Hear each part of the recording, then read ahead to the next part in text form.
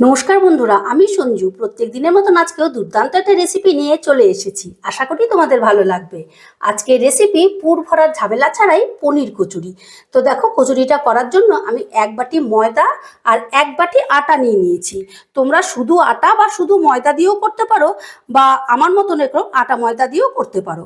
এবারে দিয়ে দিচ্ছি স্বাদ মতো নুন, দিয়ে দিচ্ছি অল্প একটু চিনি, আর দিয়ে দেবো বড় চামচের 2 চামচ সাদা তেল, দিয়ে দিচ্ছি ছোট চামচটার 2 চামচ ঘি। তোমরা শুধু তেল দিয়েও ময়ানটা দিতে পারো, বাট এইভাবে একটু ঘি দিলে পরে কচুরিটার মধ্যে যেমন ফ্লেভার আসবে, তেমনি খেতেও কিন্তু খুব খাস্তা হবে। এবারে আমি প্রায় 2-3 মিনিট রগড়ে রগড়ে আটা ময়দাটার মধ্যে বেশ ভালো করে ময়ান করে নেব।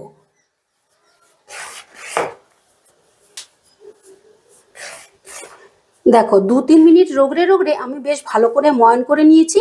যখন ময়দা বা আটাটাকে এইভাবে চাপলে পরে ডালা পাকিয়ে যাবে, আর এমন চাপ দিলে পরে আস্তে করে ভেঙে যাবে, তখন বুঝবি যে ময়ানটা ঠিকঠাক হয়েছে। এবারে আমি অল্প অল্প উষ্ণ গরম জল দিয়ে একটা টাইট ডো বানিয়ে নেব। প্রথমে একসাথে জল দেবো না, তাহলে পাতলা হয়ে যেতে পারে। সেই জন্য অল্প অল্প জল দিয়ে ডোটা টাইট করে মেখে নিতে হবে, মানে রুটি পরোটা যেরকম হয় তার থেকে একটু শক্ত। দেখো, আটা আর ময়দাটাকে বেশ টাইট করে আমি মেখে নিয়েছি। এবারে ওপর থেকে একটু তেল দিয়ে দিচ্ছি, যাতে ওপরের সারফেসটা শুকিয়ে না যায়। এবার সমস্তটা বেশ ভালো করে মেখে নিয়ে এটা মোটামুটি ধরো 15 মিনিটের মতন আমি রেস্টে রেখে দেবো। এইদিকে দেখো, পুরটা বানাবার জন্য গ্যাসে একটা কড়া বসিয়ে দিয়েছি, আর দিয়ে দিচ্ছি এই 2 চামচের মতন সাদা তেল। তেলটা গরম হয়ে গেলে গ্যাসের আঁচটা লোতে রেখে দিয়ে দিচ্ছি অল্প একটু হিং। যে কোনো কচুরিতে একটু হিং ফোড়ন দিলে কিন্তু খেতে খুব ভালো লাগে। আচ্ছা, এবারে দিয়ে দিচ্ছি 1 চামচ গ্রেট করে রাখা আদা। এবার আদাটাকে একটু নাড়াচাড়া করে নেব। আদাটাকে একটু নাড়াচাড়া করে দিয়ে দিচ্ছি আমি কাঁচা লঙ্কা কুচি। এখানে আমি 4টে কাঁচা লঙ্কাকে কুচিয়ে নিয়েছি। গ্যাসের আঁচটা কিন্তু লোতেই রাখতে হবে, না হলে ফোড়নটা পুড়ে যাবে আর ফ্লেভারটা নষ্ট হয়ে যাবে।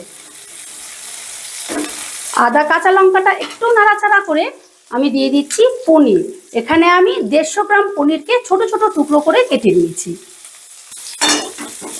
এবারে পনিরটাও আমি হালকা লাল করে ভেজে নেব, মানে হালকা করে ভেজে নেব। বেশি কড়া করে ভাজলে কিন্তু পনিরটা শক্ত হয়ে যাবে। পনিরটা একটু ভাজা ভাজা করে নিয়ে দিয়ে দিচ্ছি আমি আলু। এখানে আমি বড় সাইজের 2টো আলুকে সেদ্ধ করে ডুমু ডুমু করে কেটে নিয়েছি। দিয়ে দিচ্ছি সেদ্ধ করে রাখা মটরশুঁটি। এবার এই সমস্তটা আবারও আমি একটু ভাজা ভাজা করে নেব।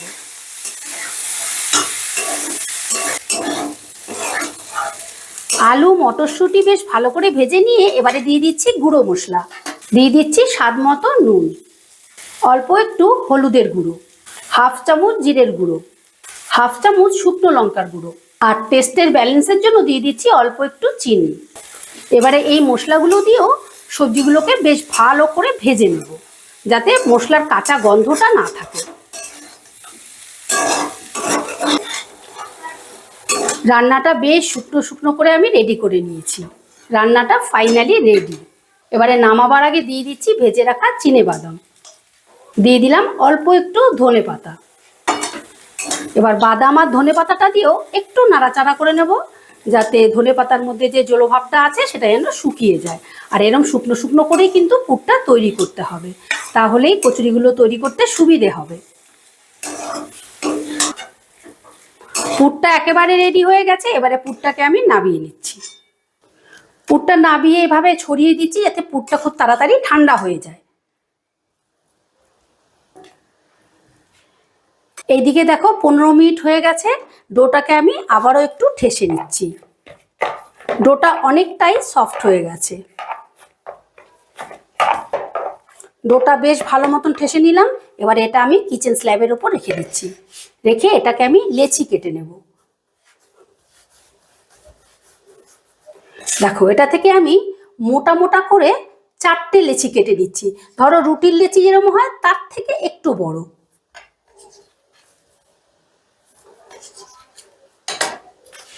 দুটো লেচি রেখে দিচ্ছি ঢাকা দিয়ে, আর দুটো নিয়ে নিলাম এখন বানাবো বলে। এবার স্ল্যাবের ওপর কিছুটা ময়দা আমি ছড়িয়ে নিলাম।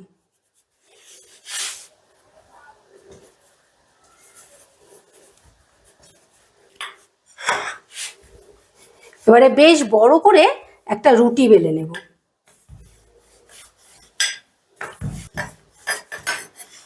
দেখো একটা লেচি বেলে নিয়েছি, এটাকে এবার আমি সাইডে রেখে দিচ্ছি। এবার আরেকটা লেচি নিয়ে নিলাম। এবারে একটু কিচেন স্ল্যাবের ওপর ময়দা ছড়িয়ে নিলাম। ছড়িয়ে ঠিক সেম প্রসেসে এই রুটিটাও বেলে নেব।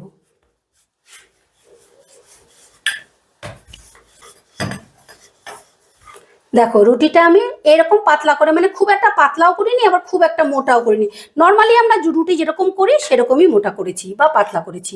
এবারে আমি পুর সাজিয়ে দেবো। অনেক সময় হয় না, পুর ভরে বেলতে গেলে না ফেটে যায়, ঠিকঠাক তৈরি হয় না। সেই জন্য এই প্রসেসে করলে কিন্তু দেখবে পুর একদম থাকবে আর দারুণ খেতে লাগে। বেশ ভালো মতো পুরগুলো দিয়ে নিয়েছি। এবার অল্প একটু জল চারিদিকে লাগিয়ে দিচ্ছি, যাতে কচুরিগুলো খুলে না যায় তেলে দিলে পরে।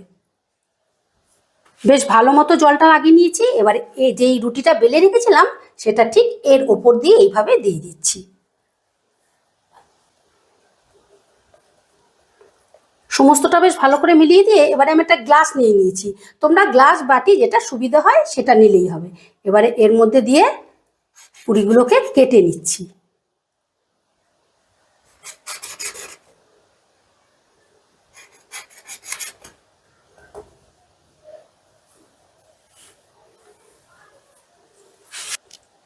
দেখো একসাথে আমি 5টা পুরি রেডি করে নিয়েছি।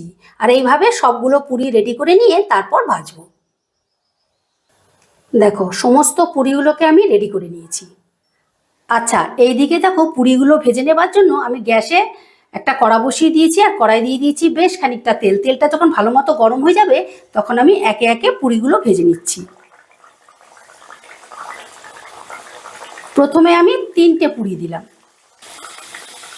প্রথমে নাড়াচাড়া করব না, ওপর থেকে একটু তেলটা এইভাবে ছিটিয়ে দেব। দেখো কিভাবে ফুলে উঠছে। এবার আস্তে করে উল্টে দিচ্ছি।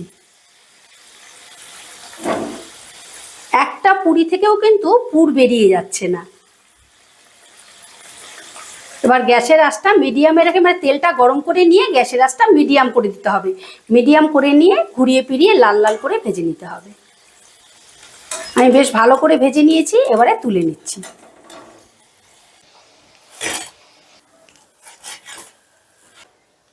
এবারে এই একইভাবে আমি সমস্ত পুরিগুলো ভেজে নেব।